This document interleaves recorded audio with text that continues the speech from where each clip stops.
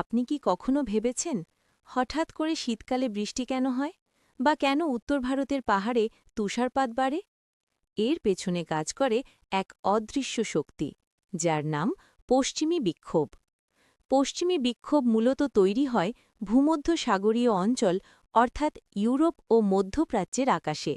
তারপর এটি পশ্চিম দিক থেকে বায়ুমণ্ডলের উচ্চ স্তর দিয়ে ভারত, পাকিস্তান ও বাংলাদেশের দিকে এগিয়ে আসে। যখন এই সিস্টেমটি হিমালয় অঞ্চলে পৌঁছায় তখন এটি প্রচুর আর্দ্রতা নিয়ে আসে। ফলে উত্তর ভারতে বৃষ্টি হয়, কাশ্মীর ও হিমাচলে তুষারপাত হয়। আপনি ভাবতে পারেন, এর সাথে বাংলাদেশের কি সম্পর্ক? আসলে যখন পশ্চিমী বিক্ষোভ সক্রিয় হয় তখন তার প্রভাব পূর্ব দিকে ছড়িয়ে পড়ে।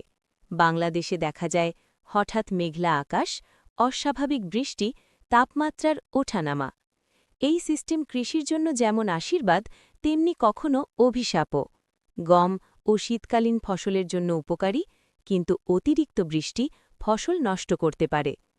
প্রকৃতি কখনোই হঠাৎ কিছু করে না, প্রতিটি পরিবর্তনের পেছনে থাকে এক গভীর কারণ। পশ্চিমী বিক্ষোভ আমাদের মনে করিয়ে দেয়, আমরা যতই প্রযুক্তিতে এগিয়ে যাই, প্রকৃতির ওপর আমাদের নিয়ন্ত্রণ খুবই সীমিত।